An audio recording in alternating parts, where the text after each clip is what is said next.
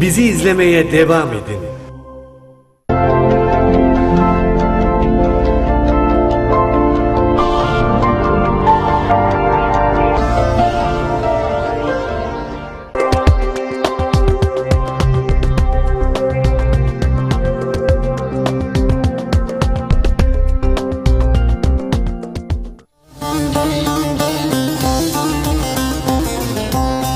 Haydi bakalım Anadolu Rüzgarı Ekip TV.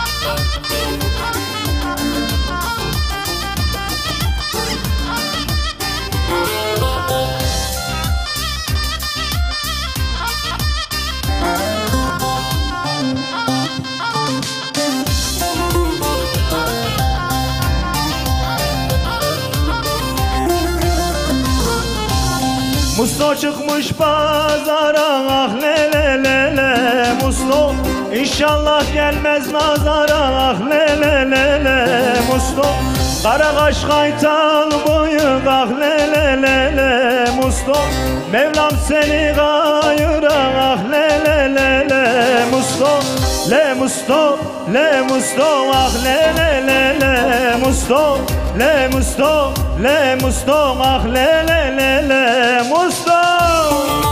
Haydi bakalım Ekip TV.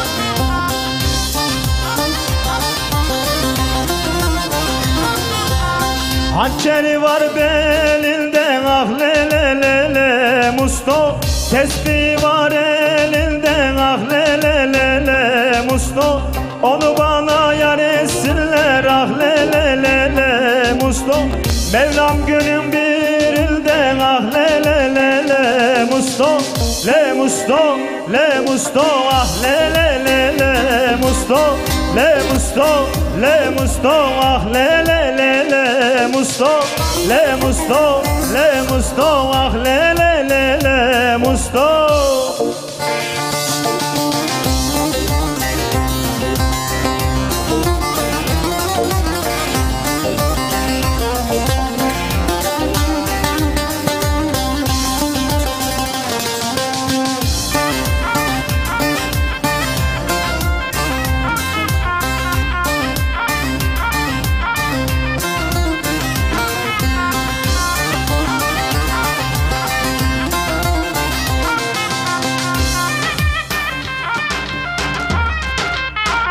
Haydi bakalım Anadolu Rüzgarı Ekip TV.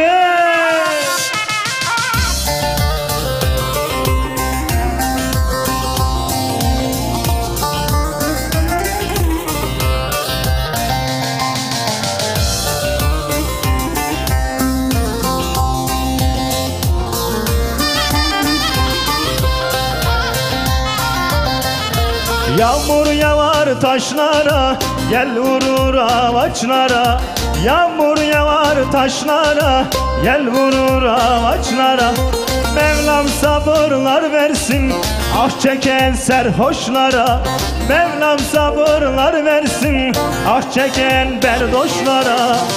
Tillillo tillillo, yar tillillo tillillo, tillillo tillillo, yar tillillo tillillo, tillillo tillillo, yar tillillo tillillo, tillillo tillillo, yar tillillo tillillo.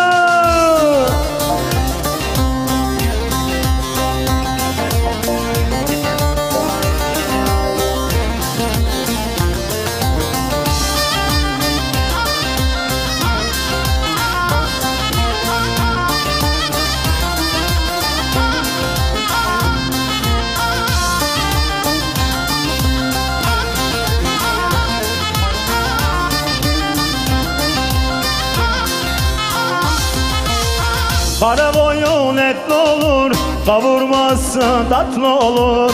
Kara koyun etli olur, kavurması tatlı olur. Yar üstüne yar seven, ölmezse verem olur. Yar üstüne yar seven, ölmezse verem olur. Tillillo tillillo, yar tillillo tillillo. Tillillo tillillo, yar tillillo tillillo. Tillillo tillillo, yar tillillo tillillo. Tillillo tillillo, yar tillillo tillillo. Tillillo yar tillo, yar tillillo tillillo.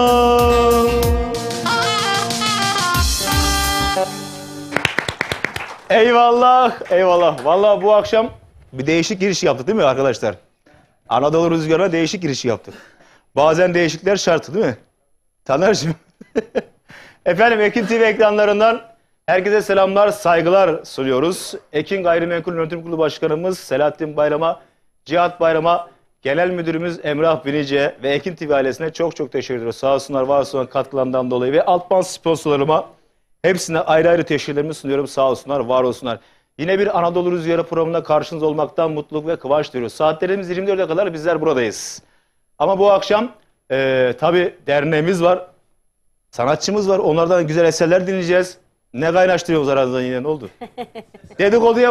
Hemen dedikoduya başladılar abi. Şimdi dakika bir, hemen gol bir. Bak saatlerimiz hemen. Bir de ben size uğraşmam lazım. Benim çünkü işim bu, mesleğim bu. Ne almış? Pedal mı almış? Efendim Deniz Emir'in pedalı hayırlı uğurlu olsun. Sponsor lazım mı? Buradan söyleyelim. Var. Vallahi mı? Var. Sıkıntı yok. Anadolu Rüzgarı'na geldi de sıkıntı yok. Deniz'in pedalı hayırlı olsun. Tabii bundan sonra Anadolu Rüzgarı'na. Şimdi Aydın burada faturasını kestik. Senin de girişini yaptık. Yarın SSK girişini yapacağız.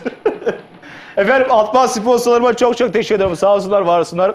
Saatlerimiz 24'e kadar bizler buradayız. Yine klavyede Taner Gamsız, bağlamada Deniz Emir bizlerle beraber. Sizler de muhabbetimize ortak olmak istiyorsanız ne yapıyorsunuz? Hemen ekranın alt köşesinde 0541 483 60 60 numaradan bizlere ulaşıyorsunuz. İstediğiniz türküler var ise bizlere yolluyorsunuz. Yine yöremizin güzel seslerinden birisi burada. Reşadi Dernekler Federasyon Başkanımızın kadın kollarımız burada.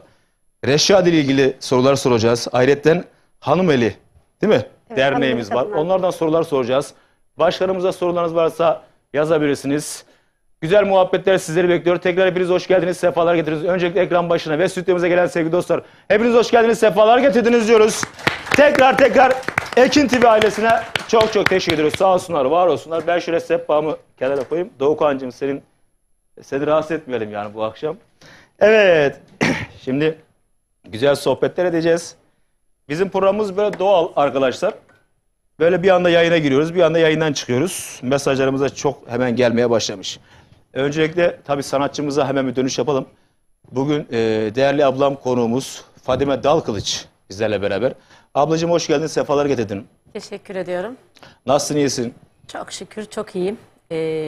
Başarılar dilemiyorum sana. Zaten Niye? başarılısın. Niye başarılısın? Zaten başarılısın. Başarılı kişiye başarı dilenmez. Teşekkür ederim, sağ ol ablacığım. Takdir ediyorum seni. Eyvallah, sağ ol.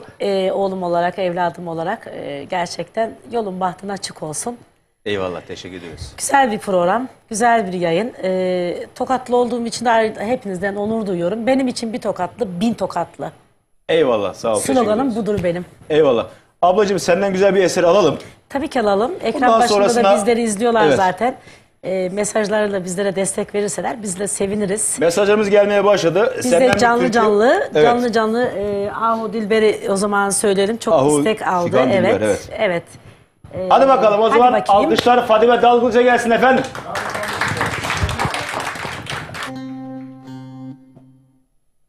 Fadime Dalgıç, Ahu Figan Dilber.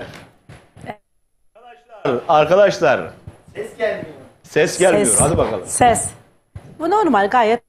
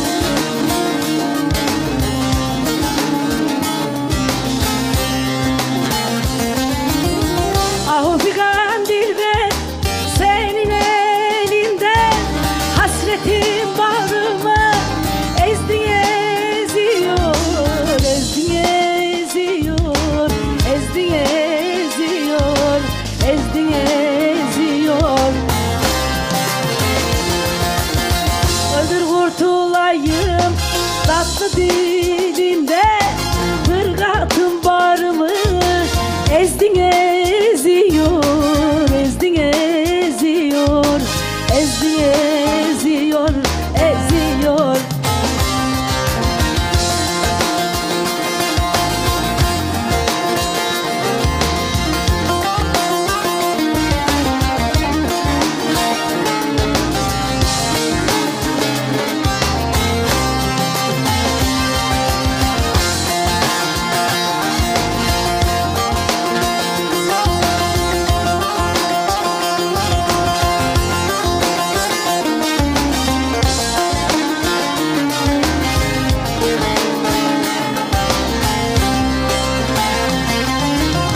Kaşların karası nutkumu bağlar, nutkumu bağlar.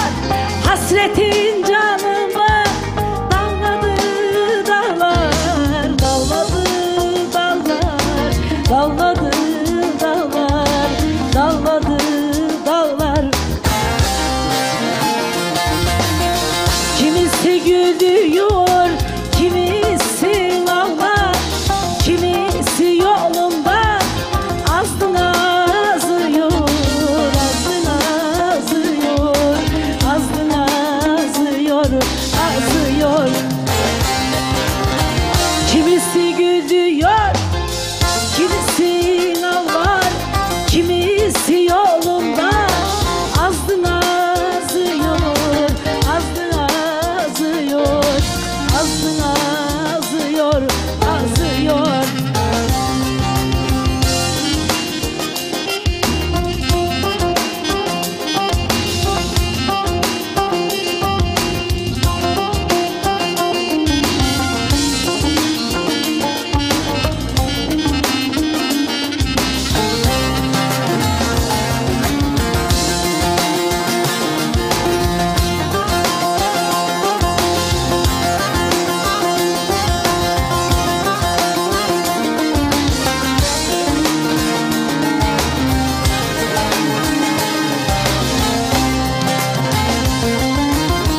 Uzaktan ararken yakında buldum, yakında buldum. Hamdolsun gönlümün pasını sildim, pasını sildim, pasını sildim, pasını sildim. Usandım beladan, gerçeğe döndüm, gerçeğe döndüm. Gönlüm bu dünyadan göçtü göçüyor, göçtü göçüyor, göçtü göçüyor, göçüyor.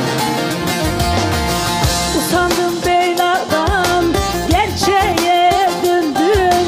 Gönlüm bu dünyadan göçtü göçüyor, göçtü göçüyor, göçtü göçüyor, göçüyor.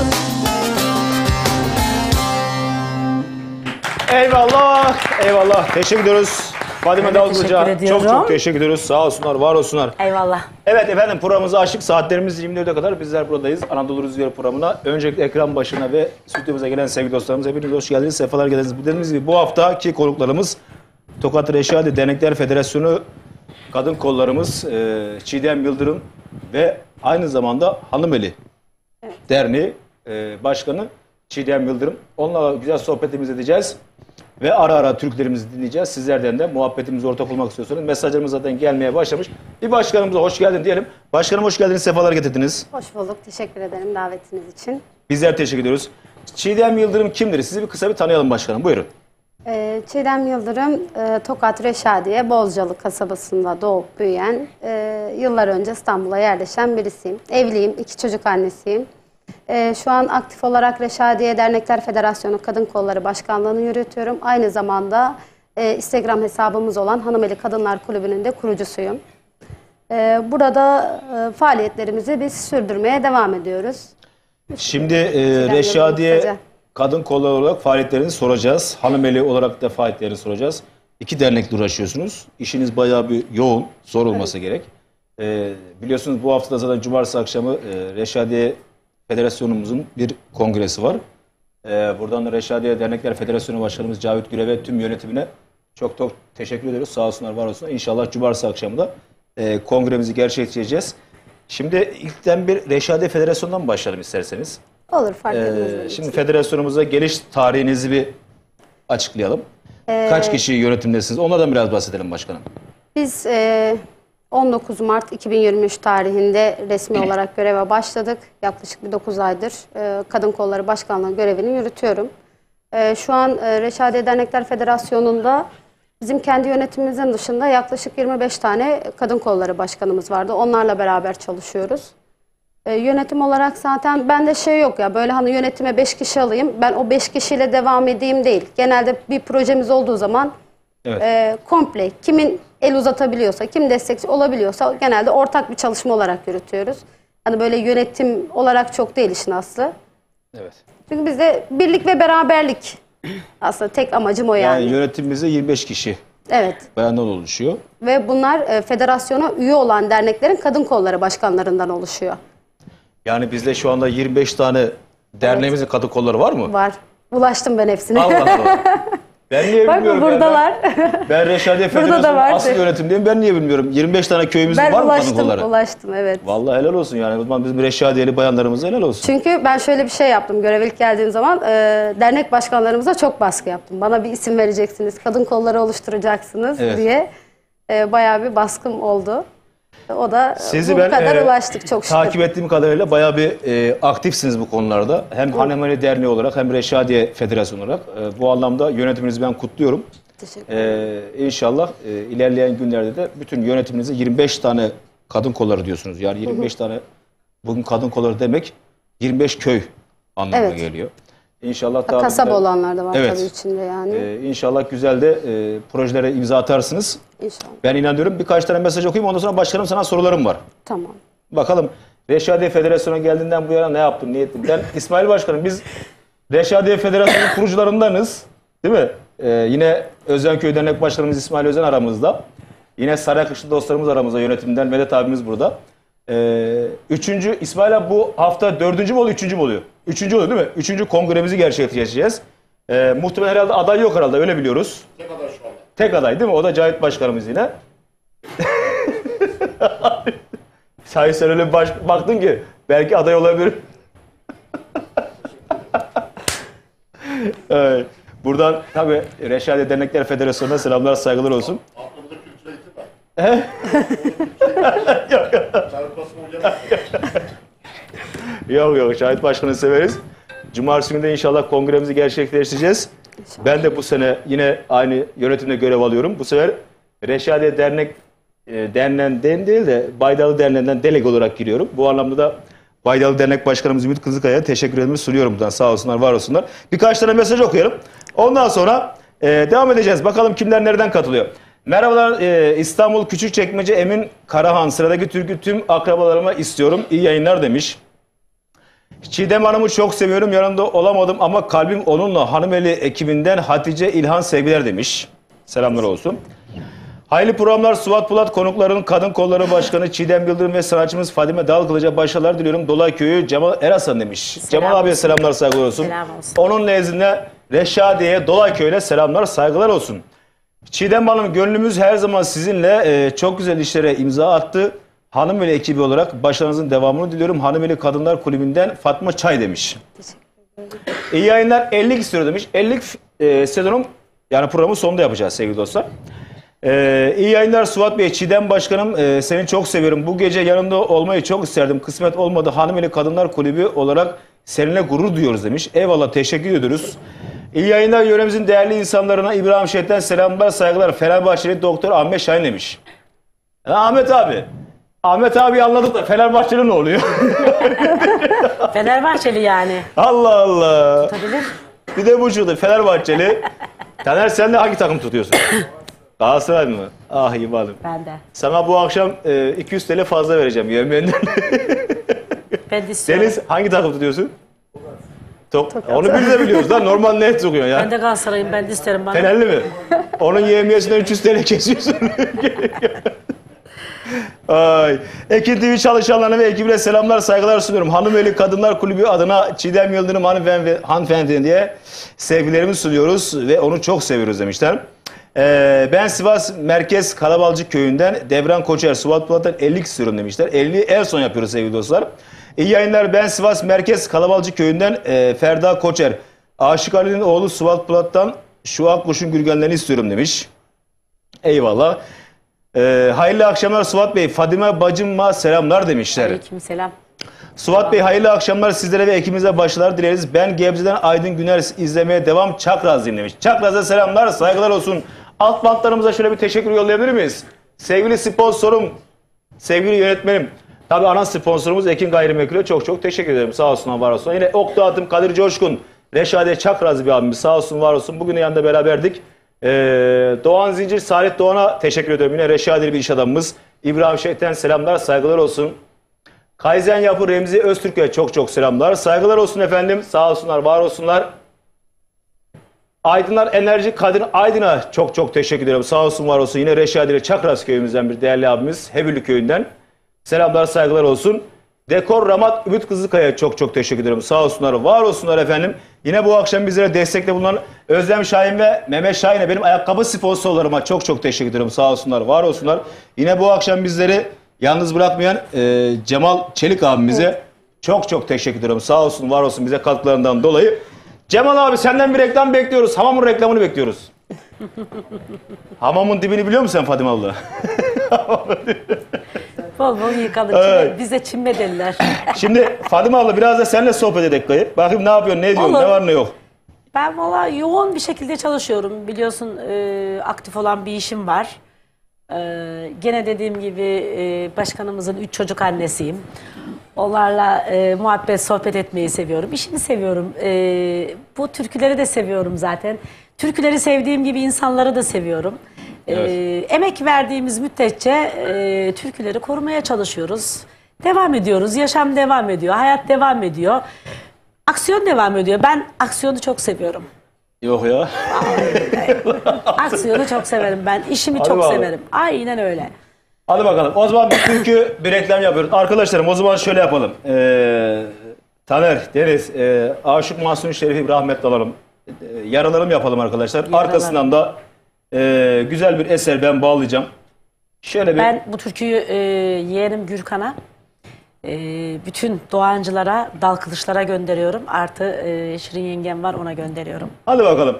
Değme tabip sızılır yaralarım yapalım. Arkasından da bu ne biçim sevdaymış Denizciğim. Onu yapalım. Arkasından reklama giriyoruz. Reklamlardan sonra Anadolu Rüzgarı tüm hızıyla devam ediyoruz sevgili dostlar. Evet. Mesajlarınızı bekliyoruz. Etsin. Daha başkanımıza sorularımız var. Doğukan'cığım hayırdır parmaklarını niye kaşıyorsun? Para gelecek Hayır. demek. Hayır biz elimizi kaşıyoruz da para geliyor da parmak kaşınca ne oluyor? Hazır mıyız? Hadi bakalım.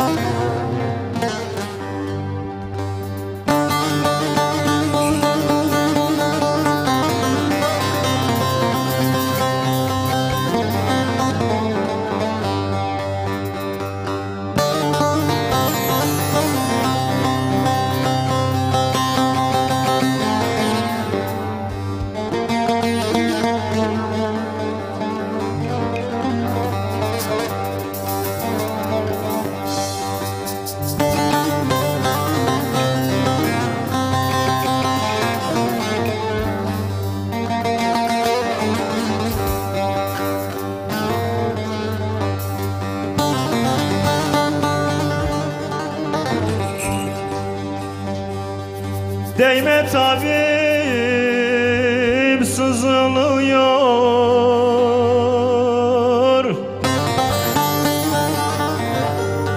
yaralarım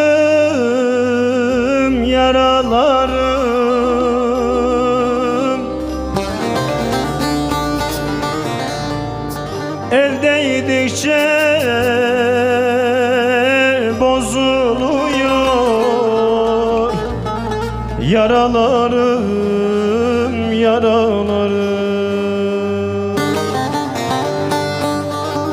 el değdikçe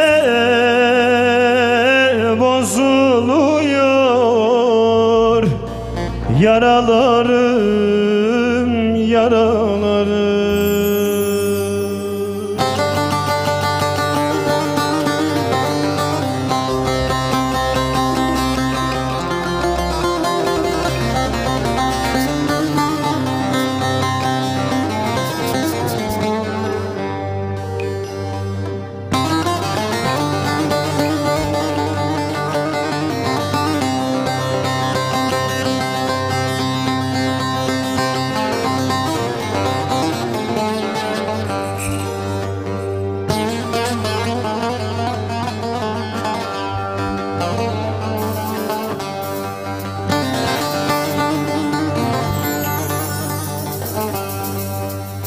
Bitmiyor gönlümün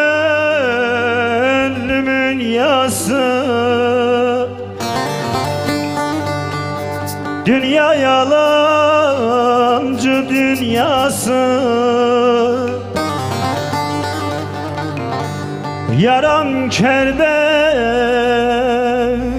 yarası, yaralarım, yaralarım. Yaram Kerbela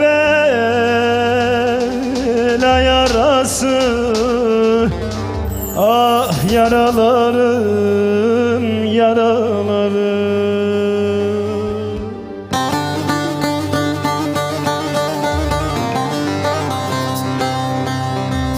Hangi avcı vurmuş beni, akıttı sinemde kanı. Hiçbir doktor sarmaz yaramı, yaralarım, ah yaralarım, yaralarım.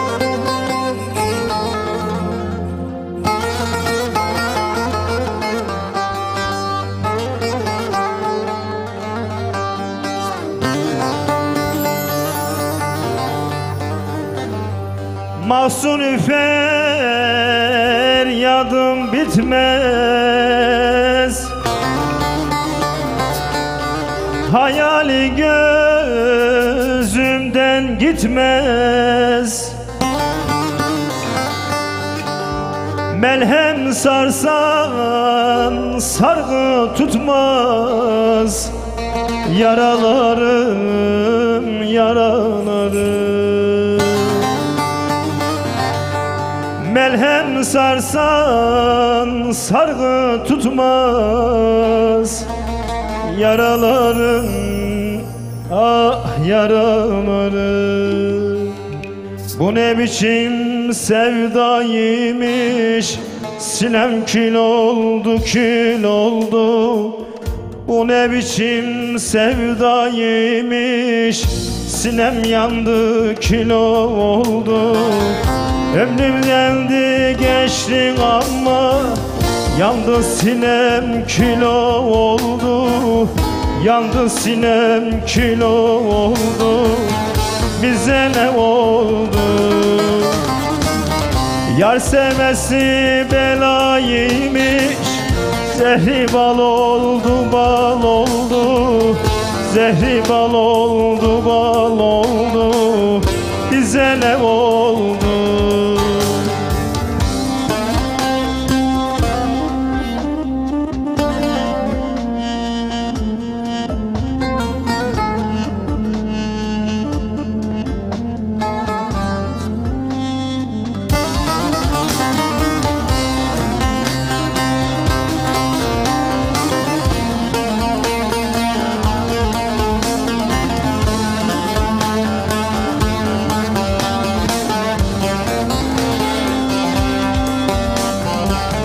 Dosttan gelen acı taşları değer yüreğime işler.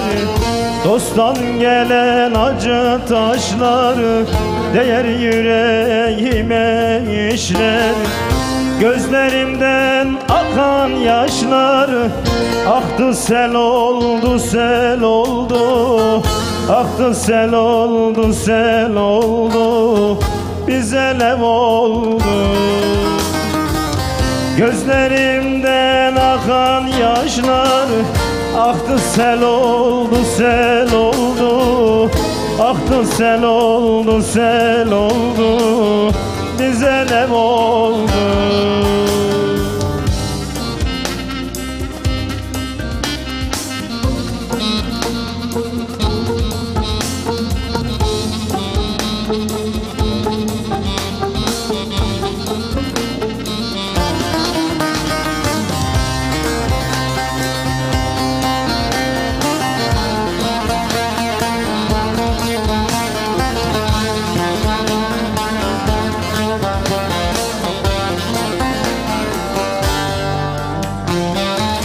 Kurudu elimde dalları, perperişan oldu halleri. Kurudu elimde dalları, perperişan oldu halleri. Önümdeki düzgün yollar şimdi bel oldu, bel oldu. Şimdi bel oldu, bel oldu. Şimdi bel oldu. Önümdeki düzgün yollar şimdi bel oldu, bel oldu. Şimdi bel oldu, bel oldu. Bize ne oldu? Önümdeki düzgün yollar şimdi bel oldu, bel oldu. Şimdi bel oldu, bel oldu. Bize ne oldu? Efendim kısa bir reklamlardan sonra Anadolu Rüzgarı tüm hızıyla sizlerle beraber efendim.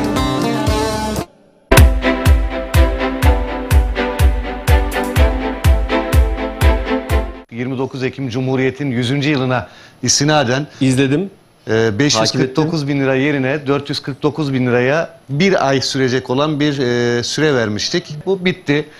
Artık normal fiyatına geldi. Önce bir yeri anlatayım ben ama zaten bu da güzel bir fiyat aslında. Çanakkale Gelibolu'da muhteşem parsellerimiz var değerli izleyenler. Denize 1 kilometre mesafede. Bak sen de tam böyle net dinlersen sevgili Hüseyin'im. Ben özellikle izledim zaten. O yüzden, Öyle mi? Tabii. Tamam. Ben takip Vakıfım etmez miyim? diyorsun yani, evet. Vallahi vakıfım. Denize 1 kilometre mesafede yürüyerek 5 dakikada gidebiliyorsunuz. Evet. Merkeze yine 1 kilometre mesafede yürüyerek 5 dakikada gidebiliyorsunuz. Otobana 500 metre mesafede. Hemen asfaltın yanında. Evet, yerlerimiz. Orada elektriği Tabii. var, kanalizasyonu var, her şeyi mevcut. Hemen yanı başında orada villalar var. Gözdekent sitesi, Datça Gözdekent sitesi var. Süper. Gerçekten konum olarak çok güzel. Suyu mevcut, elektriği mevcut, imarlı parseller. İsteyen oraya ne yapacak biliyor musunuz? Gelecek işte tin house'unu koyabilir. İsteyen ahşap evini koyabilir. Konteyner. İsteyen, evet, aynı şey, konteynerini koyabilir. Prefabrik koyabilirsiniz. Orası bir yaşam alanı.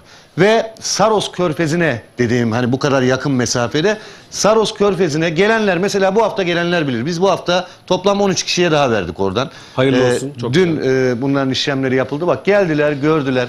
Su o kadar berrak ki. Yani o kadar temiz ki dün orada yüzen vardı yani düşünün. Yani harika suyu var, tertemiz. Saros Körfezi'nin zaten özelliği kendi kendini temizleyen. Yosun yok. Muhteşem bir denizi var.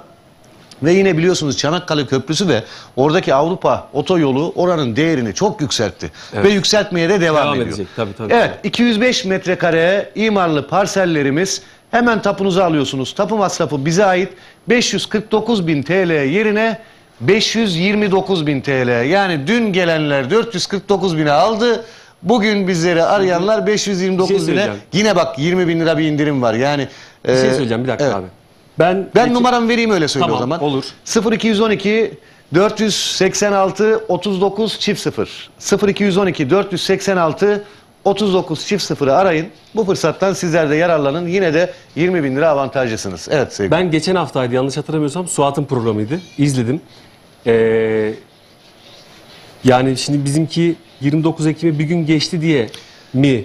Şöyle biz Yani bir gün farklı mı kaçırdık 20-25 gün önce başlattık Tamam, ve dedik biliyorum ki abi. 29 Ekim gününe kadar gelen herkes bu fırsattan yararlanacak. Yani 100.000 TL bak Cumhuriyet'in kuruluşuna 100. yılına istinaden tam 100.000 lira indirim yapıldı. Sevgili Emrah Bey, bir gün farklı mı kaçırdık? Bana bunu Yani söyle. bir gün farklı Biz- kaçmış oldu. Bilsek pazar günü yapardık o zaman programı. Pazar günü artık bilemiyorum ama yani zaten biz bunu hep söyledik programda, aman geç kalmayın, aman geç kalmayın. Biz aldığımız fiyata maliyetine vereceğiz. Üstüne bir şey koymayacağız. Cumhuriyetimizin hediyesi olsun dedik. Evet, burada elini çabuk tutanlar geldi. Kazandılar. Fırsattan yararlandılar ve kazandılar. Tapularını da aldılar. Dün gelenler de Perşembe günü tapularını alacaklar. Orada projelerimiz devam ediyor. Yani dediğimizin arkasındayız. Ben burada Selahattin Bey'in de müsaadesiyle çıktım.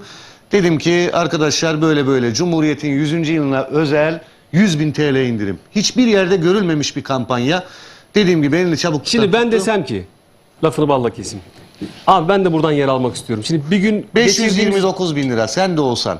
ben de olsam. Tabii sen de Allah olsan. razı olsun. Yani büyük. Şimdi şöyle yine 20.000 lira bir indirim var bak. 549.000 lira normalde satışı.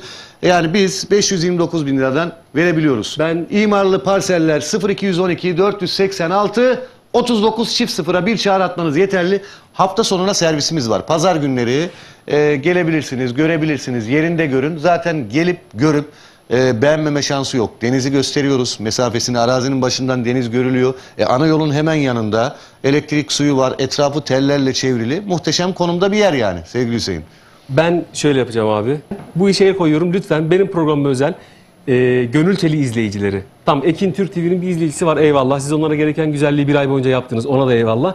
Ama şimdi bir gün geçti diye benim izleyici kitlem niye bu kampanyadan Bir faydalanmıyor? günde o kadar çok şey oluyor ki. Beni alakadar bir günde. etmez abi. Ben Ben o zaman- Kayseri tamam. değilim, Gümüşhaneliyim ama ben Tamam. pazarlığı Bir severim. şey söyleyeceğim. Heh. O zaman ben kendi inisiyatifimi kullanarak yani kendi yetkimi kullanarak 10.000 TL daha Selahattin Bey'e söylerim. Program sonrasında onun da haberi yok. Yani 10.000 TL 529 yerine 519.000 lira olur gibi Ben onu bir dakika. Abi ben Üstünü bugün siz mi vereceksiniz? Bir dakika. Keşke olsa da hepsini ver. Ben bugün hiç tanımadığım birine bile gitsem bana 10.000 lira indirim yapar. Biz seninle 15 seneden fazladır tanışıyoruz. Tam 15 bin Doğru indirim mu? olsun o zaman. 15 seneden Hayır, beri hayır. tanışıyorsak. Ben vallahi indirimi kabul etmiyorum. Çok ciddi söylüyorum. Benim programımın izleyicileri, Gönül Teli'nin izleyicileri bu kampanyadan Hüseyin'im faydalanmak zorunda. terlemeye başlıyorum ben. Tekrar Abi ben telefon numaramızı terletirim. vereyim. 0212 Ben sabahtan beri türkü okuyorum, terliyorum. Sen de biraz terle. 486 39 çift 0 bizleri arayabilirler. Şunu yapabilirim. Canlı yayındayız şu anda. Evet. Ben yine de yani seni kırmamak adına. Ben vallahi bastırıyorum abi, kabul etmiyorum sevgili yani Hüseyin, 15 bu bin lirayı. Hani o beni aşan bir nokta ama ben arkadaşlardan telefonumu rica edeceğim. Selahattin Bey müsaitse bir bana getirebilirseniz arkadaşlar. Müsaitse Yok abi, Selahattin Bey de Vallahi olaya el attım. cevap ya. Hadi verirse bakalım. o artık takdir kendisinin. Çünkü yerler hani benim değil yani. Ben inisiyatif olaraktan evet hani bunu yapayım dedim. Ama madem bu kadar ısrar ediyorsun bunun takdirini yönetim kurulu başkanımız Selahattin Bey verir. Pazarlığı onunla yap. Şimdi ben bir şey desem sen nasıl böyle bir şey dedin der. Önce bir bakalım müsait mi telefonda. Bir sor bakalım Evet abi. 0212 486 39 çift sıfırdan şu anda arayanlar 549 bin lira yerine 529 bin liraya sahip olabilirler. Selahattin Bey hayırlı akşamlar diliyorum. İyi akşamlar Emrah Bey. Müsait miydiniz? Ben canlı bağlantıya alacağım sizi. Öyle mi? Evet, yolda. Bir 2-3 dakikanızı beni burada yoğun bir şekilde terletiyorlar. Ben sesinizi mikrofona vereceğim. Bir saniye. Evet, Selahattin Bey. Evet buyurun. Hüseyin Bey'le şu anda arsalarımızı anlatıyoruz. Ben Cumhuriyetimizin 100. yılına özel 549 bin lira yerine 449 bin liraya satış yaptığımızı söyledim. Sizi de çok zor ikna ettiğimizi ama maliyetine de olsa Cumhuriyet bize hediye edilmiş atamızdan. Biz de bunu yapalım dedik. Şimdi Hüseyin de der ki benim ilk programım tamam bitti bayram. Bir şeyler yapın. Ben de dedim ki kendi inisiyatifime göre bir 10 bin lira indireyim dedim. Yani onu bile haber vermedim dedim. Size de sormadan. Yani 519 bin liraya indirdim. Valla söz sizde, Hüseyin Bey de yanımda. Ben bir dahil olayım. Selahattin Bey hayırlı akşamlar. Teşekkür ederim. Nasılsınız, iyi misiniz? Hayırlı akşamlar. İyisiniz inşallah. Çok teşekkür ederim. Sağ olasın. Bu Al- arada programın hayırlı uğurlu. Sağ olasın. Çok teşekkür Ben senin ediyorum. program yapmanı çok istiyordum. Biliyorsun seni çok severim. Var olasın abicim. Ben de sizleri çok seviyorum. Burada olmaktan çok Ben büyük de mutluluk yoldayım. duyuyorum. Ne konuştunuz, ne yaptınız bilmiyorum Şimdi ama şöyle ben Emrah Bey'in söylediği fiyatı kabul etmedim. Biraz Kayserilik yapayım dedim. Kayseri değilim ama bir gün farkla mı dedim benim programımın izleyicileri, Gönül Teli'nin izleyicileri bir gün farkla niye bu kampanyadan mahrum olsunlar? Çok da bastırınca dayanamadı dedik ki Selahattin Bey'i arayalım bir ondan bir soralım edelim. Bir istişareyi canlı yayında yapalım istedik. Ne dersiniz? Nasıl yaklaşırsınız? Bir dinleyelim sizden. Ya Hüseyin kardeşim, ben biliyorsun seni severim. Bilmiyorum ne istiyorsunuz? Zaten biz orayı karsız olarak bir Cumhuriyet 100. yıl dolayısıyla bir kampanya yaptık. Ve burada da sattık, sanıyorum 12 tane falan bir arsamız kaldı orada, 40 taneydi. Artık bundan da biraz kar edelim diye fiyatı aslında 549 yerine 529 yapalım dedik. Öyle girdik yayına, ama siz ne istiyorsunuz? Selahattin abi, benim isteğim şu. Ben bu dün biten kampanyanızı benim programı özel ne kadar uzatabilirsiniz bilmiyorum. Sizin de karınızdan çok etmek istemem ama ne kadar uzatabilirseniz uzatın. Gönül Teli'nin izleyicileri de bu kampanyadan faydalanmış olsunlar. Çok az bir arsamız kaldı orada zaten, yani bir uzattık mıydı biter. Yani, Tamam, bitsin işte, ne güzel, hızlı satış olur. biz de bu projeden hiç kar etmeden kapatmış oluruz.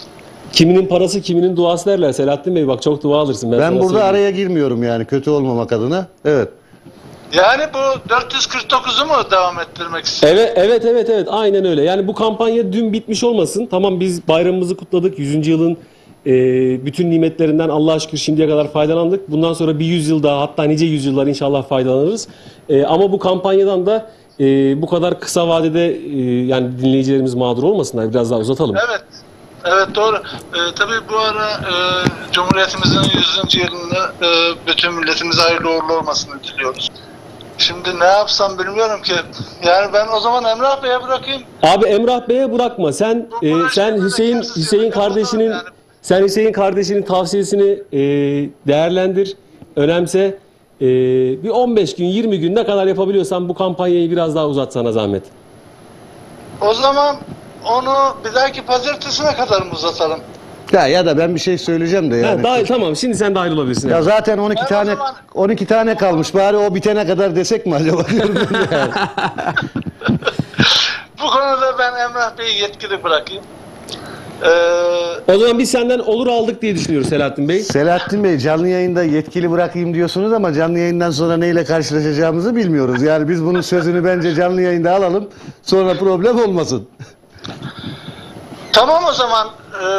Bir dahaki pazartesi ayın 6'sı mı? Zannedersem. Bakmamız lazım. 6'sı oluyor, evet. O zaman pazartesine kadar bu 100. yıl kampanyasını, Cumhuriyet'in 100. yıl kampanyasını, bu 100. yılın şerefine ayın 6'sına kadar da uzatalım, bir hafta. Peki, çok teşekkür ediyoruz o zaman. Bence bir hafta yetersiz ama ağanın eli tutulmaz. Ne diyelim? Ya sen ona bir hafta daha ekle Selahattin Bey, ben sana söyleyeyim. Peki 2 hafta olsun. Heh. Büyük adamsın. Çok teşekkür Hayırlı ediyoruz. uğurlu olsun. Çok Sağ teşekkürler. Hayırlı akşamlar Hüseyin Bey, diliyorum. senin sayende bu. Eyvallah. Bütün, Çok teşekkür ediyorum beni kırmadığınız için. Var olun. Arsa alacaklara da hayırlı uğurlu olsun. İnşallah. Sana çok dua etsinler. Eyvallah. Çok Allah teşekkür razı olsun. ederim. Hayırlı akşamlar diliyoruz. Ben çok teşekkür ediyorum. Tekrar programın hayırlı uğurlu olsun. Sağ olasın Selahattin abi. Sağ Çok olun. teşekkür ederim. Sağ olun. Telefonumu da vereyim ben arkadaşlarımıza. Cihat Bey, ticaret yapabilir miyim? Ne diyorsun? Evet, şimdi güzel pazarlık yapıyoruz, o zaman değil mi? süremiz de hemen bitiyor. Sanatçımız da var. Ben hemen toparlayacağım. Gelibolu'da, Çanakkale Gelibolu'da Selahattin Bey'in de, Hüseyin Kaya'nın da ısrarıyla, Selahattin Bey'in de onayıyla tekrardan bir 15 gün, 14 gün özür diliyorum, 14 gün yine aynı kampanya devam edecek. Elinizi çabuk tutun. Fazla da uzatmayacağım. Yer kendisini belli ediyor zaten. 449 bin liradan 2 hafta daha devam edeceğiz. 0212 486 39 00.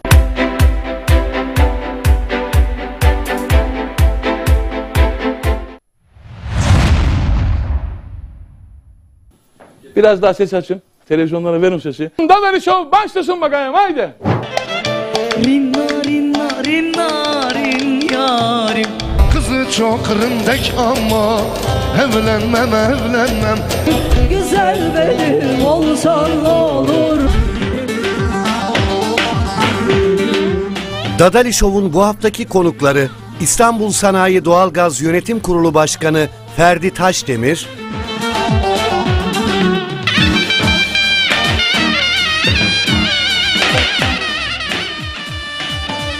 ve Çoban Ali. Nereden bileydim, hayırsızın biri misin, nereden bileydim. Dadali Show her Perşembe saat 19.30'da Ekin TV'de sizlerle.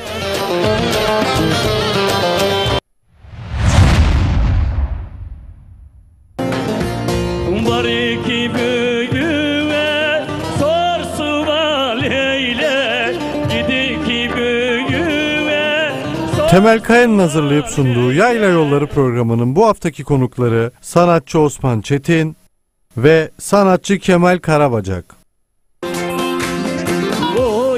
Temel Kaya ile Yayla Yolları programı her cuma 22'de Ekin Türk TV'de sizlerle.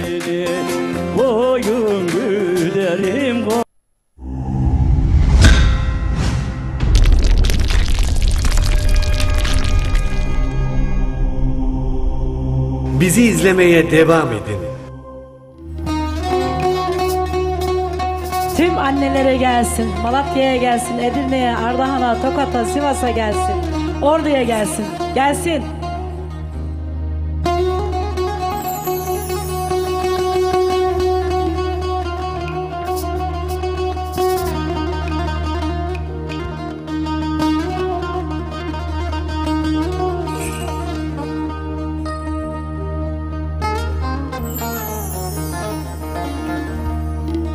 Nanam ineğini de taşa bağlasın, eller bayram etsin de anam ağlasın. Ciğerim anam, gelemem anam, ölürüm anam anam.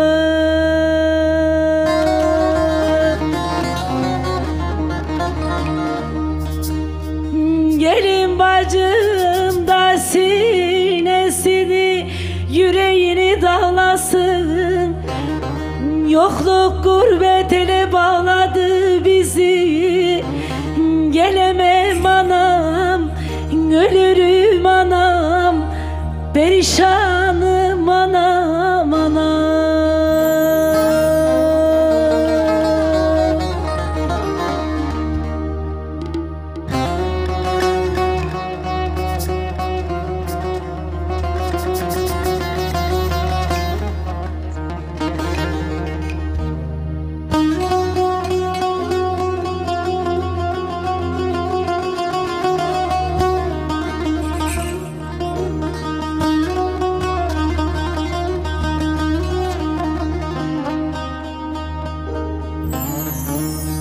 Of of, uzundur uzaktır da gurbetin yolu. Yüreğim gam keder acıyla dolu. Ciğerim anam, gelemem anam, hasretim anam anam.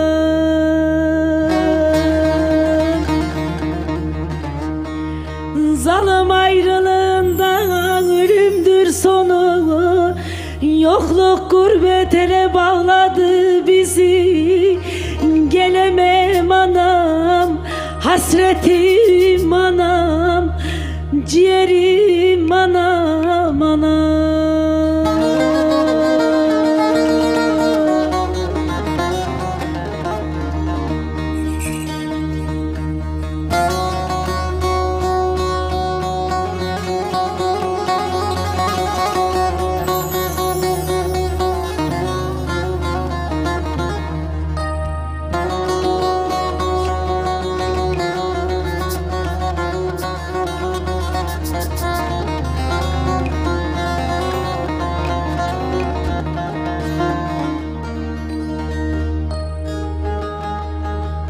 Of of, gurbetin yolları da demir kırılmaz. Varam derimde tutmaz dizim varılmaz. Ciğerim anam, ah garip anam, gelemem anam anam.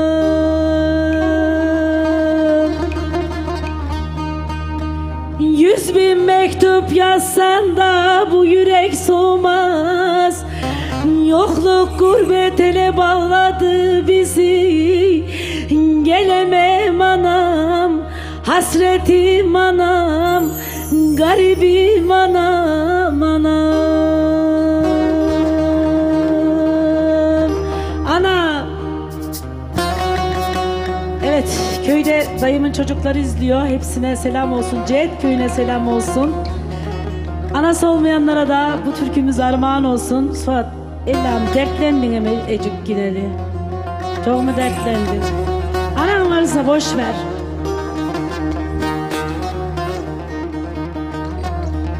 Of of!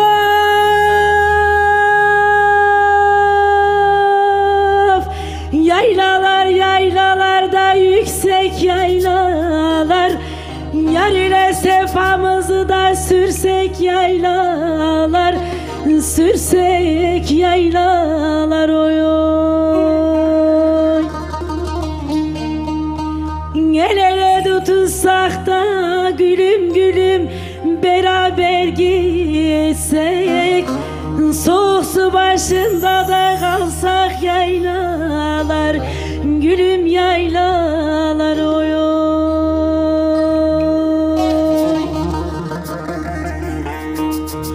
El ele tutuşsak da gülüm gülüm beraber gitsek, soğuk su başında da kalsak yaylalar, kalsak yaylalar oy oy.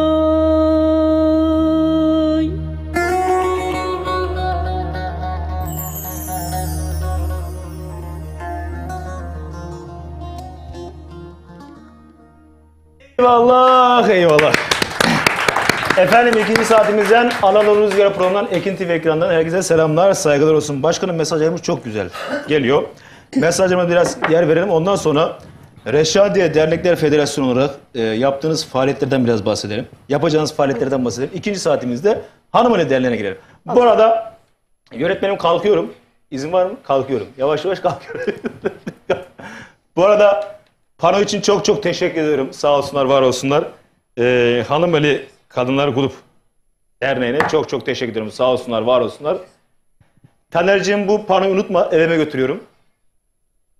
Yani. Yo, benim salona göre uyuyor Taner. Senin salona göre değil. Benim salona göre. Teşekkür ediyorum. Sağ olsunlar, var olsunlar. Evet. Ya abi, Allah'ını seversen sonu 67-97. Beni niye arıyorsun? Kurban olduğum. Yayındayız daha işte. Efendim yine biz şu anda çok değerli abilerimiz izliyor. İyi yayınlar Suat Bey. Şu an sizi izliyorum. Kıymetli Kadın Kolları Başkanımız Çiğdem Hanım'a, stüdyoda seyircilerimize, Ekin TV izleyicilere sevgilerimi sunarken başkanımızın faaliyetlerinin mükemmel olduğunu belirtmek isterim. Cumartesi genel kurulda tüm Reşadiyeli dostlarımızı bekliyorum demiş Reşadiye Dernekler Federasyonu Başkanımız Cavit Gür. Teşekkür ediyorum. Başkanımıza çok çok teşekkür ederim. Sağ olsun, var olsun. Kendisi normalde bu akşam burada olacaktı ama yoğun programından dolayı katılamadı. Ama biz inşallah cumartesi akşamı Reşadiye Dernekler Federasyonu'nun 3. kongresini inşallah gerçekleştireceğiz. Ve başkanım bana yazmış, demiş ki sunumunu sen gerçekleştireceksin demiş. İsmail abi, sunucu benim. O gün. Para? Vallahi ben böyle adamları seviyorum ya. Cahit Başkanım bak, Özenköy Dernek Başkanımız diyor ki kaç para vereceğiz diyor Swat Plat'a diyor. Ya federasyona canımız sağ olsun. Biz Reşadiye'liyiz başkanım ya. Sıkıntı yok. Zaten yönetimdeyim zaten. Yine bu sunucu da bedava götürdünüz ya, helal olsun size ya. Cumartesi akşamı inşallah kongremizi gerçekleştireceğiz. Yine sunumda ben olacağım. Birbirinden değerli iş adamlarımız, dernek başkanımız eşliğinde güzel bir yönetimimizi orada sizlere açıklayacağız. Bu anlamda teşekkür ediyoruz Cavit Gür'e ve tüm yönetimine. Yine bizi hayırlı akşamlar Suat, izliyorum konuklarınıza. Fadime Hanım'a ve Çiğdem Hanım'a, stüdyoda bulunan hemşirelerime selamlarımı, sevgilerimi sunuyorum demiş. Ömer Oğuzhan'a çok çok teşekkür ederim. Sağ olsunlar, var olsunlar. Saygılar bizden. Ömer abi sağ olsun, var olsun. Benim yıllardan bu yana değerli bir abimdir.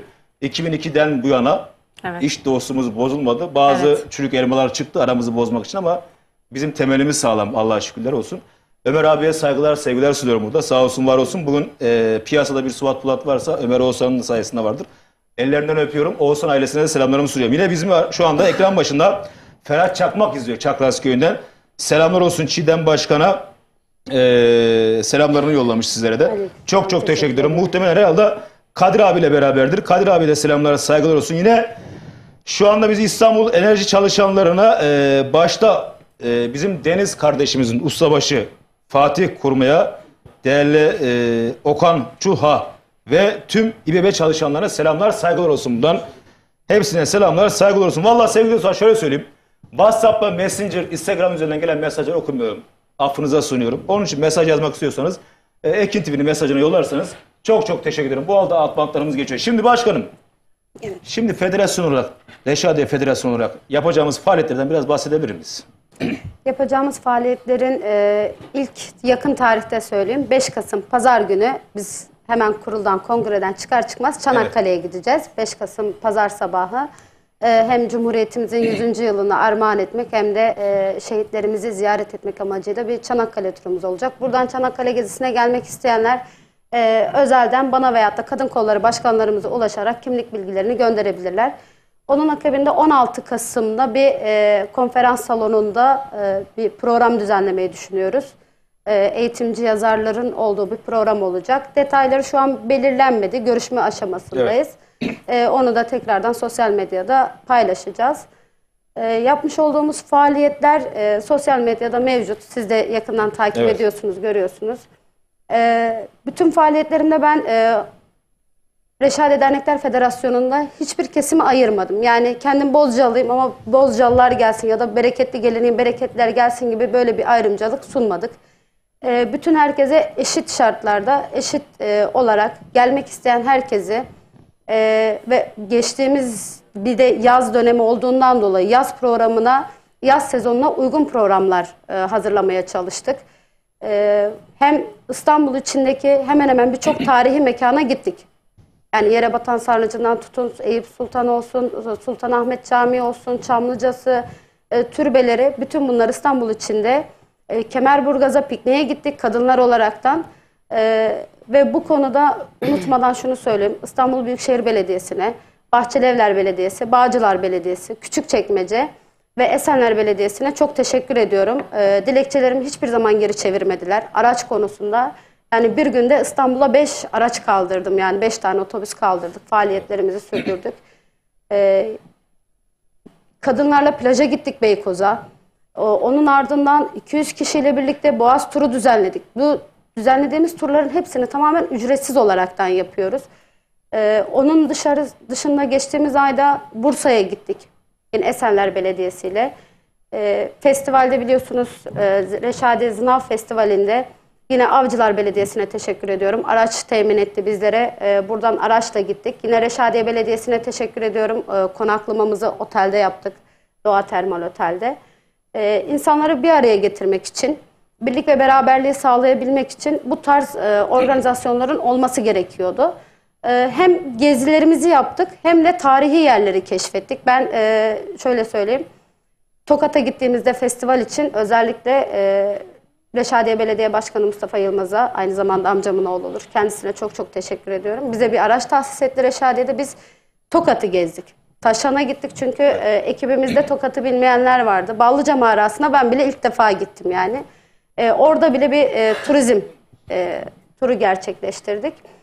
Bunun dışında geçtiğimiz yazda Mayıs ayında ülkemiz büyük bir depremden çıktı. 11 ile etkileyen bir depremde ve buna yönelik biz ilk aşamada doğal afet eğitim programı düzenledik. Bu programda 4 tane sertifika birden verdik katılımcılara. Bu eğitimleri aldıklarına dair yangın, deprem, sel gibi doğal afetlerde neler yapılması gerekiyor? En azından kendi can sağlığımızı o olağanüstü bir durumda nasıl koruyabiliriz şeklinde bir güzel bir seminer hazırladık.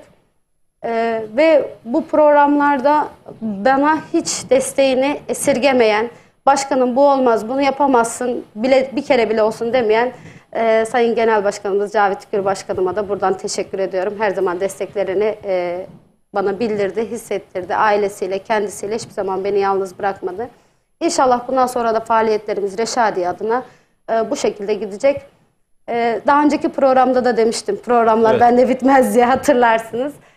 O yüzden şimdi insanlar gezmek deyince sadece kuru kuru geziyoruz anlıyor. Ama oysa ki gittiğimiz bütün gezilerde her zaman rehberimiz vardı. Rehber eşliğinde tarihimizi de öğrenmek, hani geçmişini bilmeyen geleceğine yön veremez şeklinde ilerledik. Hem tarihimizi öğrendik, hem gezdik, yedik, içtik, eğlendik. Güzel bir yaz geçirdiğimizi düşünüyorum. Sizlerin dışarıdan bakışınız nasıldı bilmiyorum. Nasıl görüntü oldu ama yoğun bir programımız oldu yani. Başkanım gayet güzel. Ben şuradan şunu söylemek istiyorum. Siz bir bayan olarak mesela bundan 5 yıl önce, 10 yıl önce bizim derneklerimize bayanlarımız girmiyordu. Anlatabiliyor muyum? Biz bunların çok sıkıntılı. Yani ben dernek yönetiminde değilim ama yaptığım programın neticesinde çoğu dernekleri aldığım için çoğu derneklerin zaten kadınlarla ilgili bir sıkıntısı vardı. Şöyle ilgili sıkıntısı vardı. Yani kadınlarımız, çocuklarımız derneğe gelmiyor. Ama şu anda bakıyorum özellikle 5 yıldan beri Tokatlı kadınlarımız bayağı bir çalışma içerisine girdi. Yani bunun kadın kolları olarak olsun, Tokat olarak olsun. Yani önemli olan zaten kadınlarımızı derneğimize alıştırmak, çocuklarımızı alıştırmak. Bu anlamda da ben sizi gerçekten kutluyorum. Siz ailenizden fedakarlık yapıyorsunuz, çocuğunuzdan fedakarlık yapıyorsunuz. İşte sağa sola gidiyorsunuz. İşte bir araç almak için belediyeye ricada bulunuyorsunuz. Bunlar gerçekten zor işler. Yani bunun için ekran başında izleyenler hani der ki ya şunu yapıyor ama gerçekten bir dilekçe yazmak için onu ona götürüyorsun, onu ona götürüyorsun. Bir gün harcıyor. Biz bunları bildiğimiz için bu anlamda ben Tokat'ın bayanlarını gerçekten kutluyorum. Yani daha da inşallah ileri gelir. Çünkü Reşadiye özellikle, yani biz Reşadiye olarak söylüyorum, İstanbul'da dernekçiliği kuran ilçelerden birincisiyiz biz. Reşadiye olarak. Ama bugün demin sizden duydum. Hani 25 tane kadın kollarımız var deyince ben şaşırdım. Yani gerçekten şaşırdım. Yani 25 tane köyün şu anda kadın kolları varsa vallahi ne mutlu bizlere. Ben Reşadiye'yi gerçekten alkışlıyorum. Yani çünkü yani bundan 2 sene önce, 3 sene önce hemen hemen kadın kolları yani değil, kadın başkanımız bile yoktu. Bugün hemen hemen bakarsın şu anda 3 tane 4 tane köyümüzün kadın başkanları var. Dernek başkanları var. Dernek yani. başkanlarının olması. İşte pazar günü beraberdik. İşte İbrahim Kurt'un düzenlemiş olduğu Reşadiye Vakfı'nın gecesindeydik. İşte Anşe Başkanımız oradaydı. İşte Halaşlı Köyü'nden Gülcan Başkanımız oradaydı. Bunlar bize gurur veriyor. Yani neticede bayanlarımızın olduğu her yerde biz elimizden geldiği kadar yaparız. Çünkü niye? Bayanların olduğu yerde saygı, temizlik, sevgi, şefkat olur. O anlamda söylüyorum. Bu anlamda bizlik ne varsa, Anadolu Rüzgarı olarak, Suat Polat olarak ne varsa biz her daim senin yanındayız. Sıkıntı yok. Teşekkür ederim. Desteklerinizi hissediyorum. Anneler Günü programımız da sayenizde çok güzel geçmişti. Ben bütün dernek başkanlarıma teşekkür etmek istiyorum. Yani gerçekten tanımıyorlardı beni. Yabancı birisi olaraktan girdim yani federasyona ama hepsi çok güzel karşıladılar. Özür dilerim başkanım. Bütün köylerde aslında bu Tokat, Niksar, Almus fark etmiyor. Bütün köylerde Tokat, Erzincan, Sivas, Malatya. Önemli olan o değil. Önemli olan bütün köylerin bir kadın kolu olması gerekiyor. Çünkü niye? Erkek istediği gibi derneğe gidebiliyor hafta sonları. Ama kadınlarımız da bir etkinlik yapması gerekiyor. Aslında gençlerimizin de ya. Ben isterim mesela bütün Reşadiye derneklerinin, Tokat'ın derneklerinde gençlik kolu olsun. Önemli olan bizim gençliğimiz zaten. Anlatabiliyor muyum? Yani biz gençlere güveniyoruz. Bu anlamda bütün kadınlarımıza ve gençlerimize buradan sesleniyorum. Derneğimize sahip çıkalım, köylerimize sahip çıkalım, ilimize, ilçemize sahip çıkalım. Etkinliğimiz olduğu zaman gidelim, görünelim, toplantılarımıza katılalım. Ben inanıyorum ki Tokat bundan 5 yıl sonra farklı bir Tokat olacak İstanbul'da. Evet. Bunun için de biz elimizden geleni yapacağız. Aynen öyle. Kanal bizim kanalımız, Ekin TV bizim kanalımız, Tokat'ın kanalı. Bu anlamda Selahattin Bayram'a, Cihat Bayram'a, Emrah Bey'e çok çok teşekkür ediyorum. Her türlü Tokat için elinden geleni yapıyor. İşte pazar günü bir canlı yayın verdik Ekin TV ekranlarından. Yaklaşık 4 saat verdik. Bugün 4 saat yayın vermemizin maliyeti Ekin TV'ye farklı bir fatura çıkıyor. Ama biz dedik ki yönetim kurulu başkanımız olarak Tokat neredeyse biz oradayız. Biz yeter ki kültürümüzü tanıtalım. Başkanım kaç tane mesaj okuyabilir miyim? Tabii ki. Okuyalım ondan sonra güzel bir türkü alalım. Arkadaşlar siz bu akşam çok kaytardınız. Şöyle bir yaylaya doğru çıkalım. Ekrandan yazıyorlar. Suat Polat yaylaya ne zaman çıkacaksın diyorlar. Suat Polat yaylaya çıkmazsa bu akşam buradan çıkamayız. Efendim? Sezonun sonunda mı? Sezonun sonunda yaylaya çıkılır mı la? Olur mu la? Öyle bir şey. Şu anda bizi İsmet Gedik izliyor. İsmet abi. Yine bizim Reşadiye Dernekler Federasyonu'nda yönetim kurulumuzda. Suat kardeşim programınız hayırlı uğurlu olsun. Çiğdem Hanım'a ve oradaki misafirlerimize iyi akşamlar diliyorum. Çiğdem ve İsmet Başkanımıza, tüm Gedik ailesine, Tuğba Hanım'a çok Gedik, selamlar. Evet. Saygılar olsun. Vallahi elimden geldiği kadar WhatsApp hattına giriyorum ama WhatsApp hattından mesaj çekmeyin. Kurban olurum. Cemal abi, Büşürüm Köyü'nden Cemal Ateş izliyor şu anda. İyi akşamlar Suat Bey, iyi yayınlar dilerim. Tüm konuklarınıza selamlar demiş.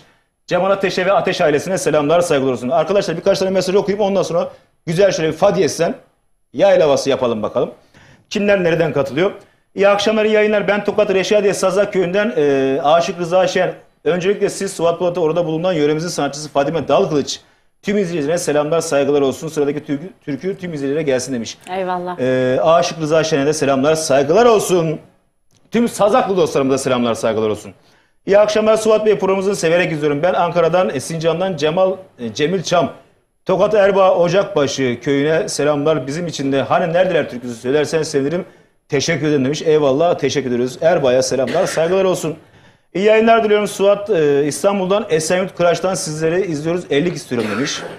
İyi akşamlar. Ben Hanımını Kadınlar Kulübü'nden Çiğdem Yıldırım'a başarılar diliyorum. Şenay Cacıkçı. Evet. Tokat Bahçiftlik Enes Yavuz ailesine gelsin neyleyim türküsünü istiyorum Suat abi demiş. Eyvallah. İyi akşamlar. Ben Sivas'tan Yusuf Yaman, Huriye Yaman, Çiğdem Hanım'dan Aktaş'ı kaldırsalar türküsünü istiyorum rica ediyorum. Sizden istiyorlar. Vallahi öyle diyor bilmem bak. Yani mesaj neyse o. Çiğdem Hanım'dan diyor yani. Başkanım Bu bence Fadime Hanım'ıdır yani. Bari neyse. Selamünaleyküm kardeşim, iyi yayınlar. Yine harikasın. İsteğimi biliyorsun. Gebze'den Şükrü Şahin. Tüm izleyene selamlar demiş. Şükrü abi senin isteğini biz geçen hafta yaptık zaten. Onu inşallah haftaya yaparız. Suat kardeşim programın hayırlı uğurlu olsun. Her zamanki gibi muhteşemsin. Konuklarınıza başarılar dilerim. Fadime Dalgıç ablamdan bir tokat türküsü bekliyorum. Cihet halkına gelsin saygılarımla Yücel Kurt demiş. Öpüyorum gözlerinden onu. Cihet'e selamlar, saygılar olsun buradan. Hayırlı akşamlar Giresun Allucra Elmacı köyünden selamlar. Mustafa Küçük'ten bir türkü çalarsanız sevinirim demiş. Eyvallah. Mustafa Küçük üstadımıza selamlar, saygılar olsun. Suat iyi akşamlar programımızı izliyoruz. Konuklarınıza ve ekiplerinize başarılar diliyoruz. Reşadi Irman'ı söylersen memnun oluruz. Yüksel Keramettin Sıraka demiş. Eyvallah. Çok çok teşekkür ediyoruz. Sağ olsunlar, var olsunlar. İyi akşamlar Suat Bey, Çiğdem Yıldırım ve Fadime Dalgıç Hanım'a selamlarımızı iletiyoruz, gönderiyoruz. İyi yayınlar diliyoruz. Reşadiye Kerkit Gençlik ve Spor Derneği Kadın Kolları Başkanı Tuğba Çatalkaya demiş. Evet, yine görüyorsunuz yine bir bayan kadın kollarımız. Evet. Çok çok teşekkür ediyoruz. Sağ olsunlar, var olsunlar. İyi yayınlar kardeşim. Güzel bir program oluyor. Kadın Kolları Başkanımız Çiğdem Hanım'ı tebrik ediyorum. Kısa zamanda çok iş yaptı. Hem stüdyoda hem ekran başında herkese selamlar. Hasan Erdem demiş. Yine Cimitekke köyünden. Hasan abiye selamlar, saygılar olsun. Hazır mıyız? Neyin dedikodusunu yapıyorsunuz lan, ne oldu yine? Sana mesaj yok yavrum bu hafta. Yapacak bir şey yok yani. Taner'e mesaj yok mu Taner'e? Taner, geçen haftaki mesaj çıktılarını aldım. Ama numara yok, görükmüyor. Yapacak bir şey yok. Sadece.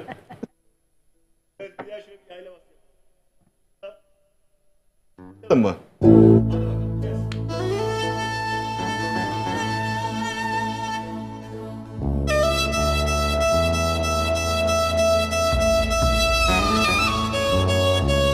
Vay vay vay.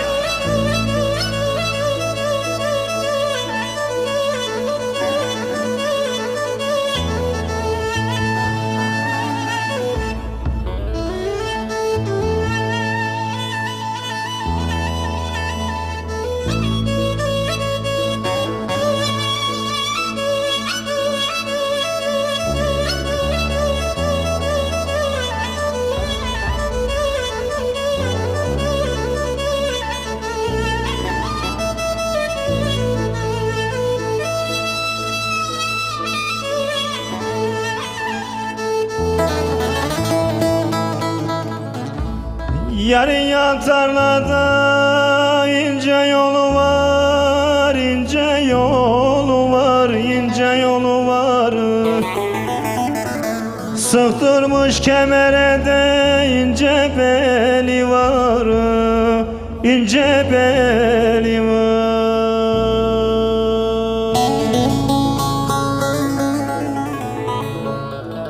Sevme diyorlar bana da nasıl sevmeyim, nasıl sevmeyim, nasıl sevmeyim. Ağzının içinde de tatlı dili var, tatlı dili var. Sevme diyorlar bana da nasıl sevmeyim, nasıl sevmeyim, nasıl sevmeyim. Ağzının içinde de tatlı dili var, tatlı dili var.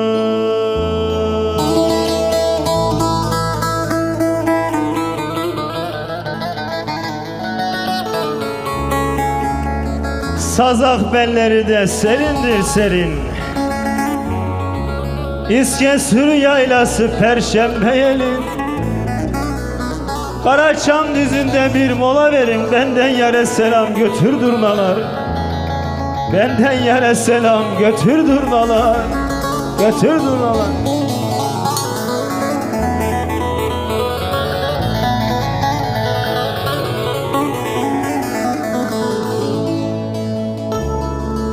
Ben de bilseydim de peteğin balından, balından, balından. Bülbül kaçar mı da anam kendi dalından, kendi dalından.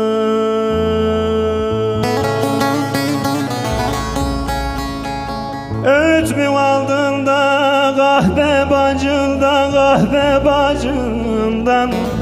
Güzelliğin çoğmuş da kime ne demeyim, kime ne demeyim. Öğüt mü aldın da kahve bacından, kahve bacından. Güzelliğin çoğmuş da kime ne demeyim, kime ne demeyim.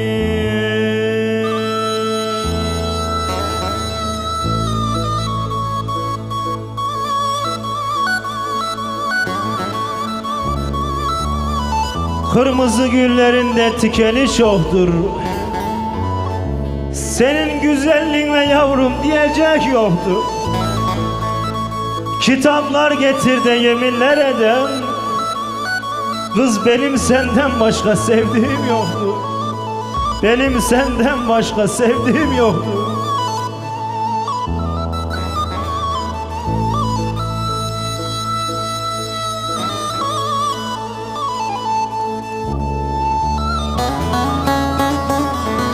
Çıktım yaylalara da, yaylalarınsız, yaylalarınsız, yaylalarınsız. Kurumuş gözelerde çeşmeler susuz, çeşmeler susuz.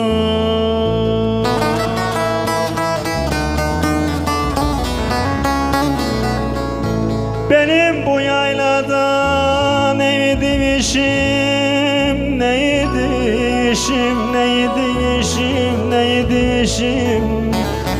Yaylaya mı çıkılır da muhane sensiz, muhane sensiz. Benim bu yaylada neydi işim, neydi işim. Yaylaya mı çıkılır da muhane sensiz, muhane sensiz.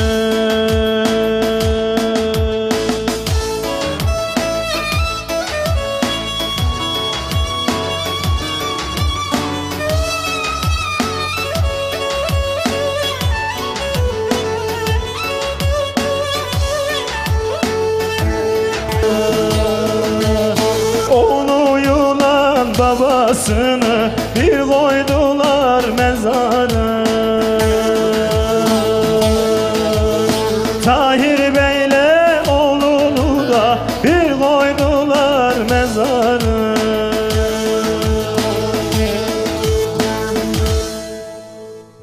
Eyvallah, eyvallah. Güzel bir yayla havası yaptık. Arkasından Reşadiye Irmağı'na bağladık. Bu Reşadiye Irmağı'nda biliyorsunuz sevgili dostlar 1939 yılında Erzincan'da yaşanan bir deprem. Tabii fay hattı Reşadiye'mizde olduğu için, Reşadiye'mizi de bayağı etkilediği için Tahir Bey'le oğluna yakılan bir ağıttır buradan da. Tabii bu ağıtımızı da bizlere kazandıran Mirican Bahar'a rahmetle anıyoruz. Murat Akkaya'ya çok çok teşekkür ediyoruz. Sağ olsun TRT'ye kaydettikleri için. Bu anlamda ellerinden öpüyoruz Mirican Bahar'ın ve rahmetle anıyoruz Murat Akkaya'mızı. Geçen pazar günü Dürdane Hanım'la beraberdik. Buradan selamlarımı, saygılarımı sunuyorum. Tüm Akkaya ailesine selamlar, saygılar olsun dedikten sonra Reşadiye Irmağı'nda sevgili dostlar sanatçılarımızdan rica ediyorum. Ağıt tarzında okursak çok çok sevinirim. Yani böyle biraz ritmini daha biraz düşürürseniz. Çünkü bazı arkadaşlarımız çok yüksek ritimle okuyor. Netice bu ağıttır. Orijinalinden Mirican Bahar'dan dinleyebilirsiniz. Buradan da selamlar, saygılar olsun dedikten sonra başkanım sana bir soru soruyorum. Ondan sonra Fadime abladan. Fadime abla uyku mu geldi? Ne yaptın? Yok. Böyle bakıyorum. Hayır uykun geldi herhalde senin. Gündüz çalışınca. Gündüz çalışıyorsun değil mi? Tabii canım gündüz çalışıyorum yani boş durmuyorum yani. Sen bu paraları ne yapacaksın bu kadar? Vallahi Hayır bir dakika dur. Kefene cep diktim. Hayır sanatçılıktan kazanıyorsun. Sanatçılıktan kazanıyorsun. Ne yapıyorsun paraları? Vallahi kefene cep diktim. Yarın bir gün öbür tarafta da yerim. Bir dakika, mal varlığın ne kadar var? Açıkla. Ay, biz bize konuşuyor, sıkıntı yok. Vallahi bilmiyorum. Oturdum. Türkiye izliyor bir sadece. dairem var ama en önemlisi de mal varlığım. 3 tane evladım var. Diyorsun. Allah Allah bağışlasın. bağışlasın. En büyük servet Bir de okuyorsun. gelin aldım 4, bir de torunum geliyor 5. Vallahi Yetmez mi? mi? Ana. Çok şükür elhamdülillah. Vallahi mi? Sağlık istiyorum. Önce akıl sağlığı, sonra da vücut sağlığı istiyorum. Para her zaman gelir, Diyorsun. geçer. Para neymiş ki zaten? Neymiş ki? Tabii canım. Ama paranın olmadığı yerde de insanlar... Kız para olmadan oluyor mu? Paran varsa kocaman bir adamsın. Paran Evet. yoluysa kocaman bir yalansın. Evet, maalesef öyle. Fadime abla, sen çok dertlisin bu akşam. Ben her zaman dertliyim. Ben bazen yarım, bazen çağırım. Ne bileyim yani böyle... aksiyonu seviyorum, bilmiyorum. Hani böyle Aksiyonu bazen seviyorsun. dertli, bazen coşkulu böyle. Hani Festi'de zaten eklisin. O yüzden ben seviyorum ya. Yaşantımı seviyorum. Eyvallah, Yaşamayı seni seviyoruz seviyorum. ablacığım. Fadime abla Yolun bence bahtı ekmek açmayı çok seviyor. Evet, ben Facebook'ta hep ekmek Köye açma gittiğimde videosu. yağlı yaparım, evet. Fadime abla her iş var. Her iş var. Sanatçılık Postana var. giderim, Her iş karık var. çekerim. Her iş var. Şimdi Yani. başkanım, Evet. biraz hanım eline geçebilir miyiz? Olur. Çünkü programımız yavaş yavaş. Çünkü bir reklamımız var. Reklamdan sonra da artık toparlayacağız. Bu arada 50'lik hareketli yasak sevgili dostlar, biliyorsunuz. Yönetim Kurulu Başkanımız Sayın Selahattin Bayram'ın kesin talimatı Filistin olaylarından dolayı hareketli Tabii yapmıyoruz. ki, tabii ki. Onun için eserlerimize devam edeceğiz.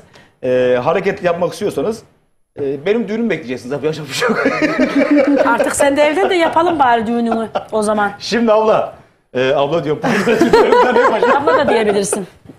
Evet. Şimdi başkanım, biraz hanım eline geçelim. Artık Reşadiye Federasyonu ile ilgili konuşacaklarımızı konuştuk değil mi? Yani bazı projelerimiz aynı Tamam. zaten. Yani bunu zaten ilerleyen günlerde zaten kongremiz olacak. Reşadiye Federasyonu zaten burada kendimiz Detaylı ağırlayacağız. söyleyeceğiz. Tekrar sizi ağırlayacağız. Biraz da hanım eline geçelim. Evet. Hanım eline ilgili biraz konuşalım. Kaç kişi yönetimden oluşuyor mesela? Hanım elinde şu an 30 kişi var yönetiminde. Evet. Etkinlik grubumuz var ayrıyetten. Orada da bir 120 kişi var. Ama asıl kadro hanımeli şu an 30 kişi. Onun dışında Hanımeli Kadınlar Kulübü bir Instagram hesabı olarak kuruldu. 1,5 yıl önce kuruldu. Evet. Bizim buradaki kuruluş amacımızın en büyük, yani birinci temel amacımız yardıma ihtiyacı olan ailelere bir nebze olsun destek sağlayabilmek. Bu maddi ve manevi olarak işte kumanya olur, kurban olur, işte ev eşyası ihtiyacı olan ailelere ev eşyası temin ediyoruz. Onun dışında ya bizden talep nasıl gelirse biz o talebi hanımeli ekibi olarak bunu değerlendiriyoruz. Mesela geçtiğimiz hafta evi yanan bir aile vardı komple. Evet. O aileye kendi içimizde bunu ufak bir şeyse kendi içimizde hallediyoruz. Ama kendi içimizde halledemediğimizi sosyal medya hesabından duyurarak takipçilerimizden de buradan destek bekliyoruz. Onlardan da Allah razı olsun, çok güzel destek sağlıyorlar bizlere.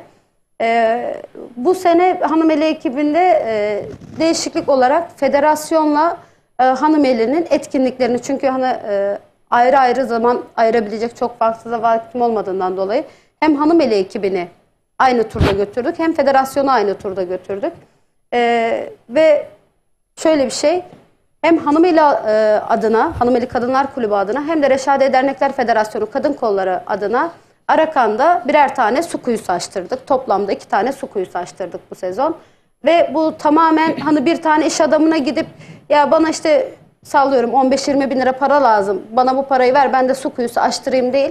Tamamen 5 TL, 10 TL, 50 lira, 100 lira şeklinde biriktirdiğimiz paralardan oluşan her ikisinde de açtırmış olduğumuz ayrı ayrı su kuyusuydu.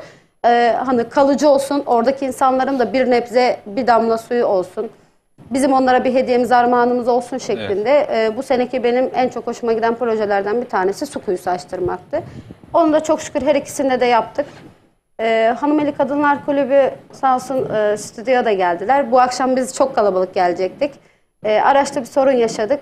Bazı arkadaşlarımız bu yüzden gelemedi. Bu arada araç demişken Özlem Turizm, Celal Polat'a da teşekkür ediyorum. Reklam yok. Reklam yok. Tamam, artık Celal abiye teşekkür ediyoruz. Reklam yok. Oradan sonra Hanımeli ekibi bu şekilde ilerliyor. Sosyal faaliyetlerimiz var. Biz orada en çok eşya olarak, yani aile destekli olarak. Yani sizin evinizde bir koltuk takımınız var. Bunu atmak istemiyorsunuz. Kullanabilecek durumda. Bize telefon ediyorsunuz. Resmini gönderiyorsunuz. Biz bunu ihtiyaç sahibi olan bir aileye ulaşımını sağlıyoruz. Özür dilerim. O zaman ekran başına buradan çağrı yapalım. Şu anda bizi izliyorum ki yani eminim ki 1 milyon insan izliyor. Şu anda mesela kullanmadığınız eşyalarınızı, bak başkanımız ne güzel söylüyor. Bugün çöpe atacağınıza, işte çatı katına atıp da çürüteceğinize buradan bize temin edin.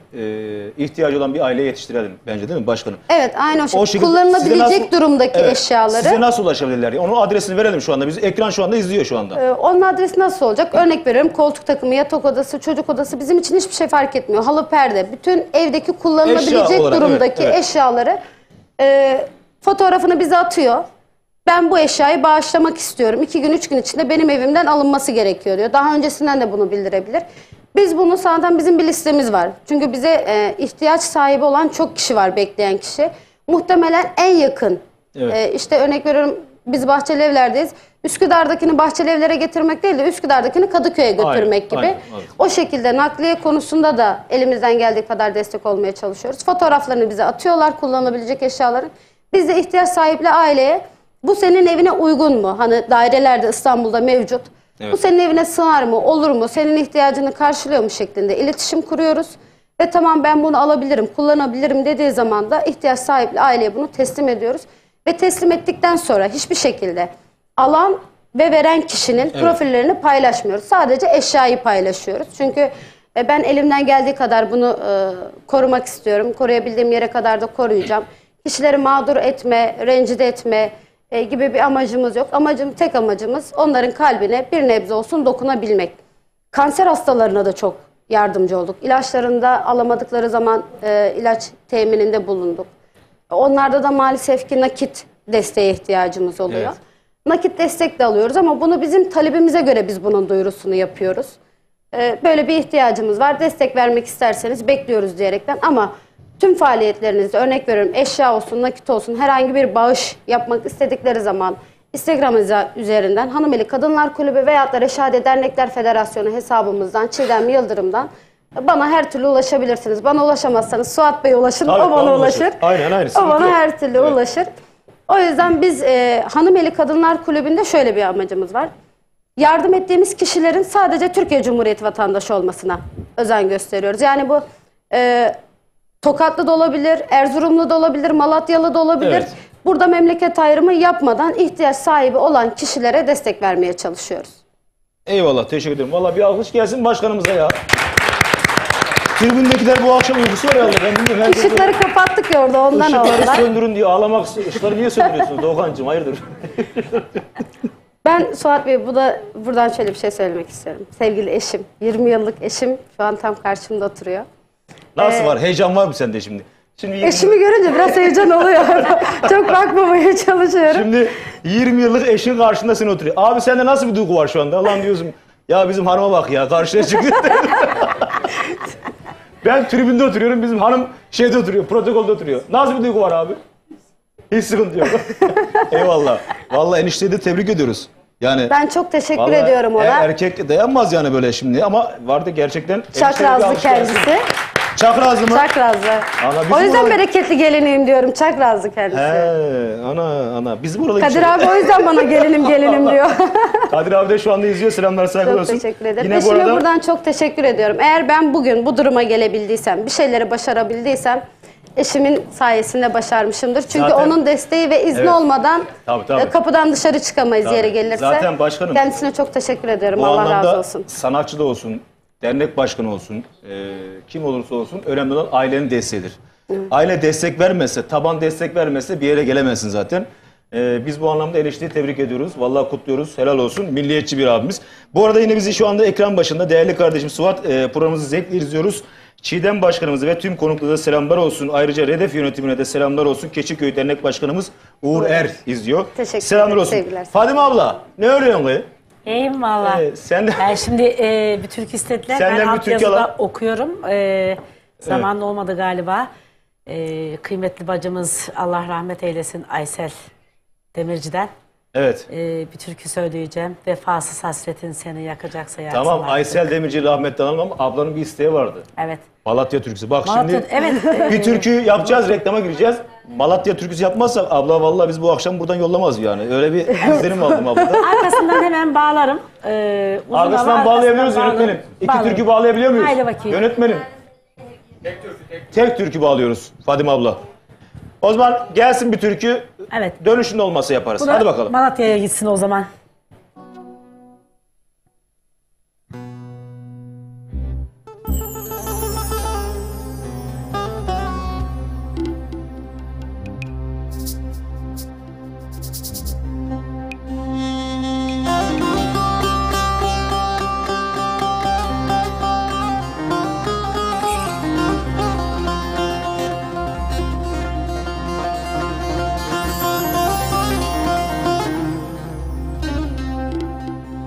Vefasız hasretin beni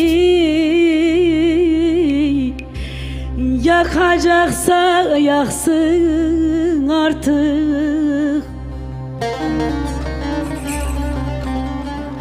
Vefasız hasretin beni yakacaksa yaksın artık. Koluna ya derler seni, takacaksa taksın artık. Yeter ettiğim bu zulüm, bir canım var gelsin ölüm. Sensiz viranan gönül evim, olacaksa olsun artık. Sensiz viranan gönül evim, oy, olacaksa olsun artık.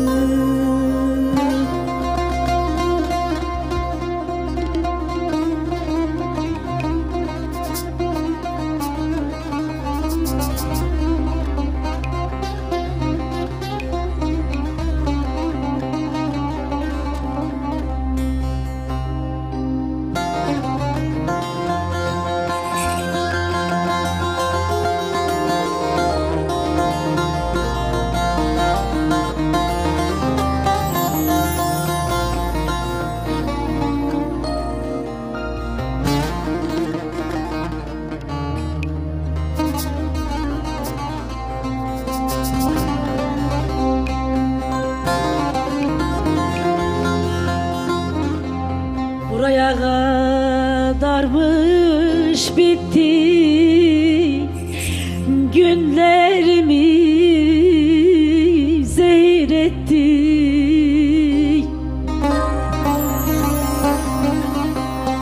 Buraya kadarmış bitti günlerimi zehir etti.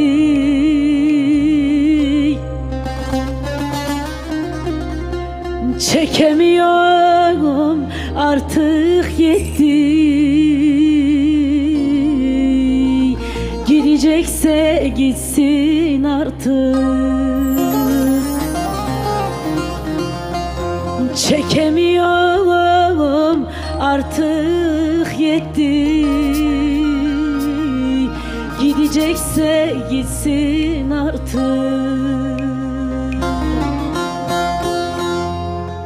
Soğumuşum sevdasından, dönüp bakmam arkasından.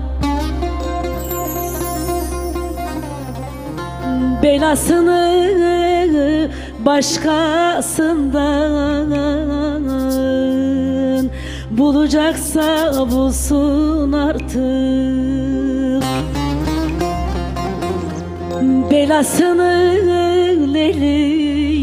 başkasından, bulacaksa bulsun artık. Evet, bu kendi köyüme gelsin. İstemişlerdi biliyorsun. Herkese selam olsun. Eyvallah, teşekkür ederiz. Efendim kısa bir reklamlardan sonra Anadolu Rüzgarı son bölümde sizlerle efendim. Devam ediyor.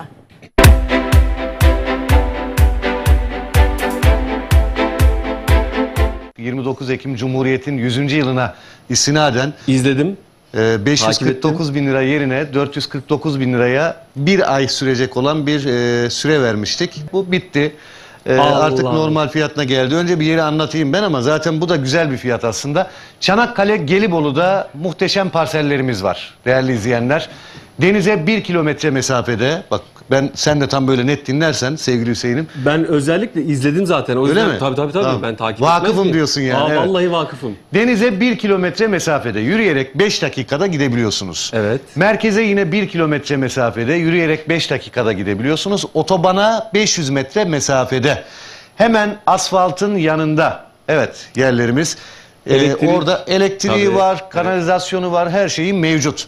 Hemen yanı başında orada villalar var.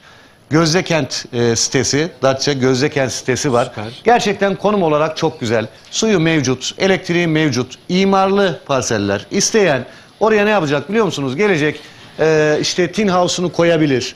İsteyen ahşap evini koyabilir.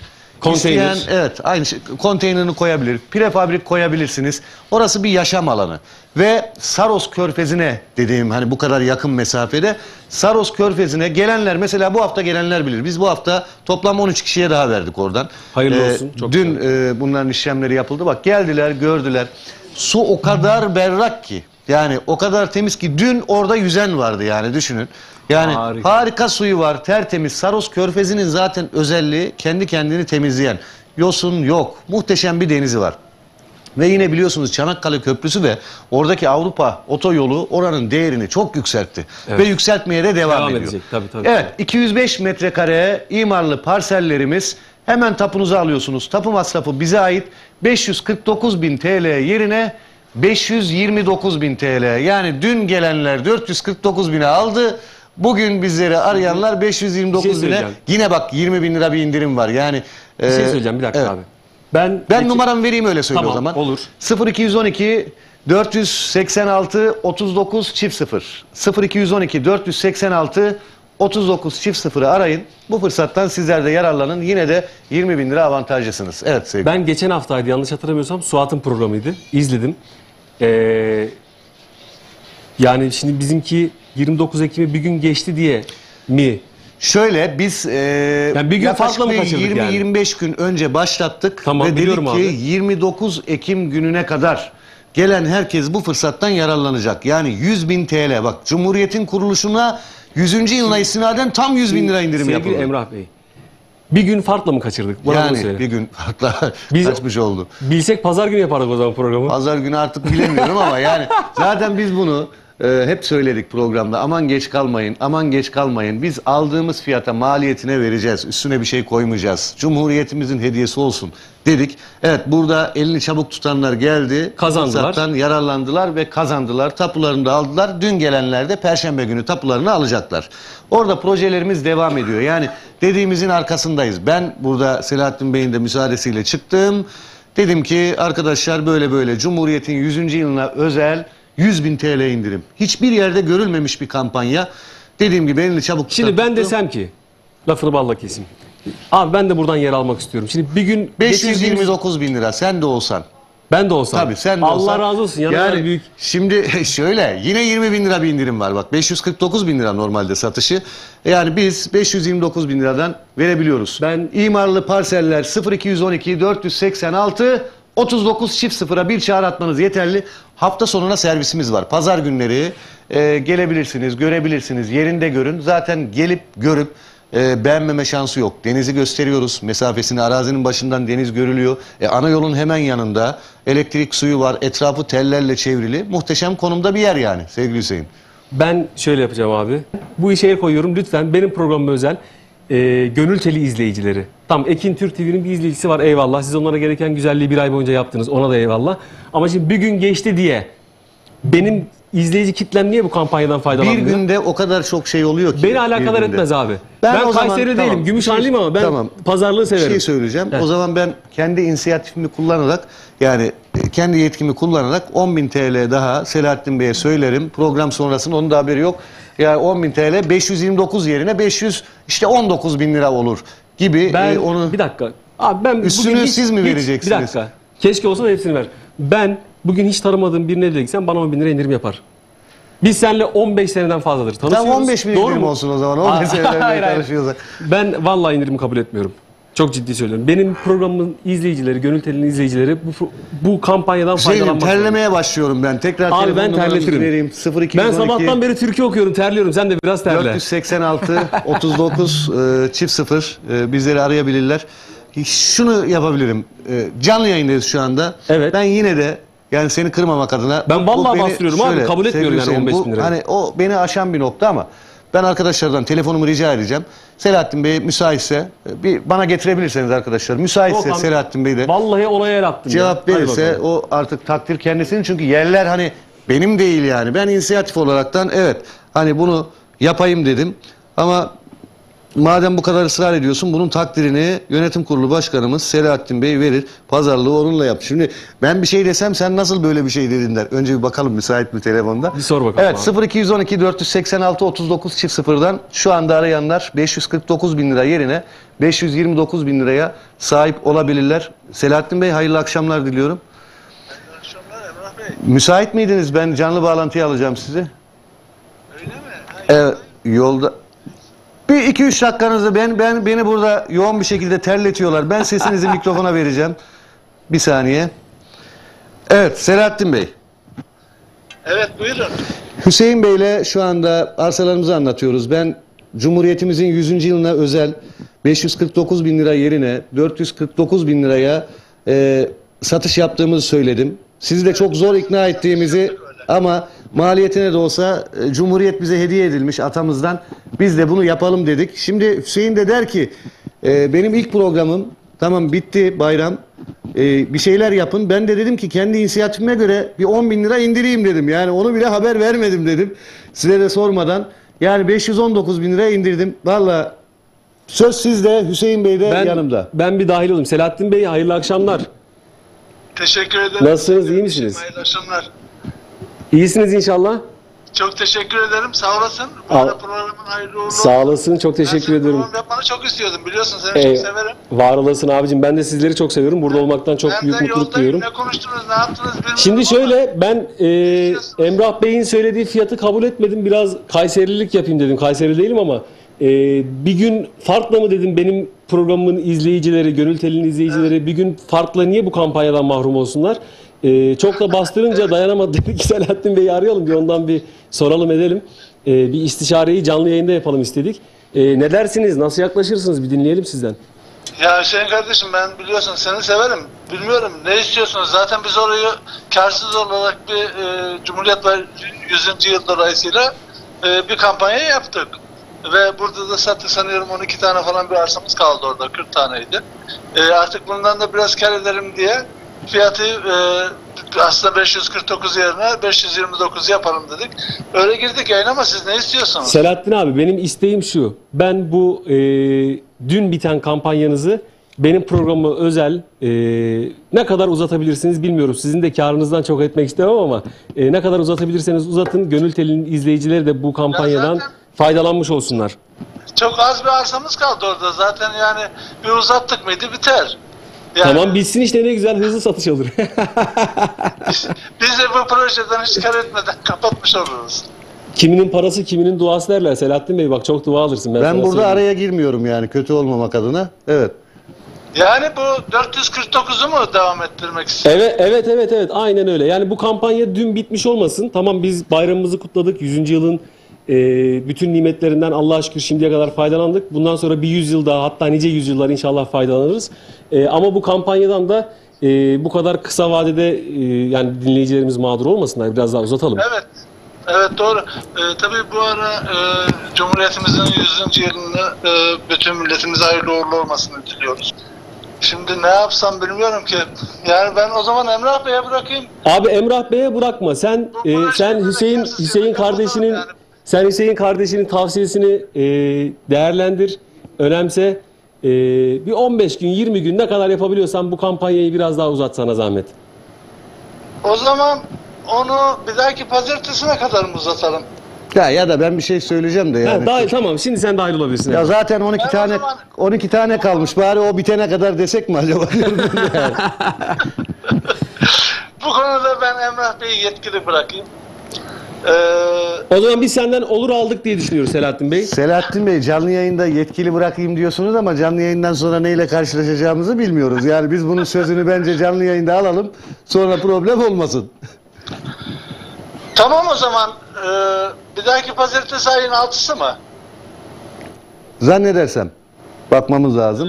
6'sı oluyor, evet. O zaman pazartesine kadar bu 100. yıl kampanyasını, Cumhuriyet'in 100. yıl kampanyasını, bu 100. yılın şerefine ayın 6'sına kadar da uzatalım, bir hafta. Peki, çok teşekkür ediyoruz o zaman. Bence bir hafta yetersiz ama ağanın eli tutulmaz. Ne diyelim? Ya sen ona bir hafta daha ekle Selahattin Bey, ben sana söyleyeyim. Peki 2 hafta olsun. Büyük adamsın. Çok teşekkür ediyoruz. Hayırlı uğurlu olsun. Çok teşekkürler, hayırlı akşamlar Hüseyin diliyorum. Bey, senin sayende bu. Eyvallah. Çok teşekkür ediyorum beni kırmadığınız için. Var olun. Arsa alacaklara da hayırlı uğurlu olsun. İnşallah. Sana çok dua etsinler. Eyvallah. Çok Allah teşekkür razı olsun. ederim, hayırlı akşamlar diliyoruz. Ben çok teşekkür ediyorum. Tekrar programın hayırlı uğurlu olsun. Sağ olasın.